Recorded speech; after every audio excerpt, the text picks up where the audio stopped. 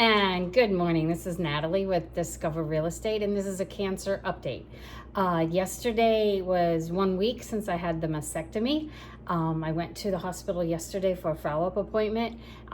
Everything went well. They took out one, let me back up so you can see. They took out one of the drains, so now I only have one drain. I have my handy little drain bag from Kathleen that has worked wonderful, and this fabulous pillow that I put over my head and under my arm like this that protects me.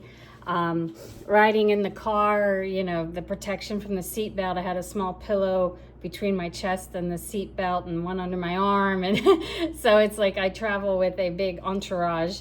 But everything is going incredibly well. The fact that they were able to take out one of the drains yesterday after only 6 days is, I think, pretty good, considering everything that I've read so far is the drains usually come out from 10 to 15 days after surgery. So getting rid of one drain was a huge help. I had more output though in the one drain that I still have than I had in that drain the previous day, but it could have been also maybe it's absorbing a little liquid from the drain that was taken out, and or from the car ride and the bouncing and just, you know, lymph flowing and stuff. So maybe that created more drainage. So hopefully tomorrow it'll be less. And I was a little worried about them taking the drain out and what it would feel like, if it would hurt or not. But it was just, they undid the stitching where the drain goes into your body, and it was just a slight tug. I felt a little pain under the incision area where the drain was like pulled out underneath the incision. Later in the day, it was just a tiny little bit of discomfort. I've only taken one pill for pain, and that was the first night, Sunday night, a week ago when I got home. I took one pain pill to sleep, and the rest of the time I've been great. Thursday I went to a hair salon and had my hair washed and blow dry. So and I hadn't washed it since Friday the week before, but I'm not sweating because I'm staying in my room in the air conditioning, because sweating underneath this mummy wrapping is really annoying. So I did do some walking though. Wednesday I went out for a walk and I did a little over 2,000 steps. Friday I got about 4,500 steps. Thursday I got 4,500 steps. Yesterday not so much because I was mostly just sitting in the car. However, I did climb up 4 flights of stairs at the hospital to I always take the stairs, and so I'm grateful that I can still do that and take the stairs. I'm going to be 60 in November, so doing stairs will keep me young, and I encourage everybody out there, take the stairs whenever you can, unless you're at an airport and you're carrying a suitcase. Then take the escalator or the elevator, but otherwise take the stairs. Force yourself to do stairs because it will keep you healthier, keep you younger. So but yeah, as you can see, I prop myself up in the bed. I don't sleep flat, I sleep elevated. The power just flickered on and off. So but yeah, so I try to follow all the recommendations that I've found on YouTube and with AI. Being wrapped up like a mummy is healthier and better. And I don't know if you can see, I have a little bit of bruising right here, but that's it. The scar is where the stitches are. They've got like surgical tape over it, and I put alcohol on that once a day. Melissa comes in and we unwrap me and I clean, and I've been using baby wipes to clean with because I haven't been taking a shower. From the research I've done, not showering is better for it, so to keep it dry. And even once the drains are all out, I'm still not allowed to sit in a bathtub or go to a swimming pool for like a month or 2 months. I forget what it is afterwards. So dry is better.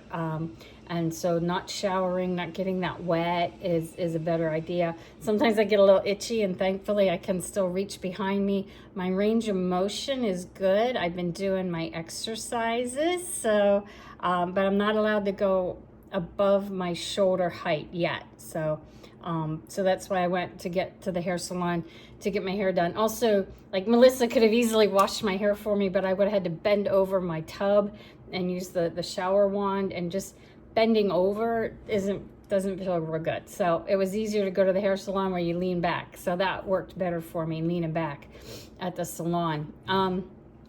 I have another appointment on Friday. So hopefully they'll take out the other drain then. But if it's not producing liquid by Tuesday or Wednesday, I will probably take it out myself. So, or have a friend do it, or a doctor come by the house, because there's doctors here that do house calls. Love them.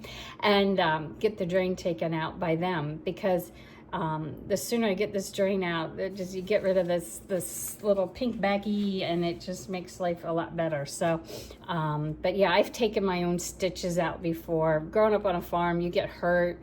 It's just, it doesn't bother me. I've watched cows be operated on, horses be operated on. I had a horse that broke a leg that we didn't know it was broken, and so I was treating it every day, twice a day, with bandages and gauze, and it was down to the bone. And so gory stuff just doesn't bother me. So I feel I could pull my drain out myself. And I was amazed at how much tubing was inside me. When they pulled it out, it was about that much of a whitish tube. Now the power goes off completely, that came out of me. So it's, the tube was long, and it was all the way up here. Like, you could see the tubing underneath my skin up to here. So, and it pulled out all the way down here. So Tuesday, Wednesday, if there's, it's minimal output for drainage, I will take that drain out rather than keeping it in there until Friday. So and then get back to life. And yesterday when I was in Managua, I went to my favorite yarn store, Canvas, and bought some 100% cotton yarn, and crocheted myself an insert for in my bra to kind of simulate a boob. So it's soft. I've stuffed it with more yarn and stuff. So kind of guessing, because I'm all wrapped up, so I couldn't be like, just so going from memory of what it feels like. I crocheted this to fit into my bra cup, so when people hug me, it'll still feel soft and feel like a boob. So we'll see how that works. I might have to adjust it, tear it out, and make it a little smaller, or make it a little bigger. I don't think bigger, but probably a little smaller maybe. But it just depends how it works once I put it into the bra cup and to the pocket that's built into my bras, and go from there. So yeah, this might be another little side gig for me. If anybody needs a fake boob for in their bra, it's really light, so it's not like the prosthetics that are heavy that makes your bra pull forward when you bend over. So this will be like super lightweight. I'll gladly do these just for the cost of the yarn, and yeah, because I love to crochet. It's like therapy for me. So, but I'm feeling really good. I have great energy. It's been a little bit of a challenge to just sit there propped up watching Netflix, because the less movement you do with your arm, especially repetitive movements, the better. So so I've been a really good girl, which has been a challenge to just sit and not do anything. So but working on it. And so I just wanted to give you a little update, let you know I'm doing great. Everything's healing nicely. They were happy with the scar yesterday, with the incision and stuff. So there's still surgical tape over it, and the stitches will dissolve naturally.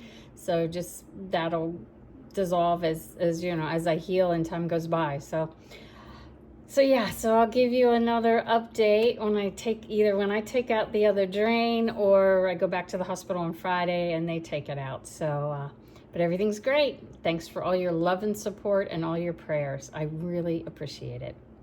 I love my life. Come join me.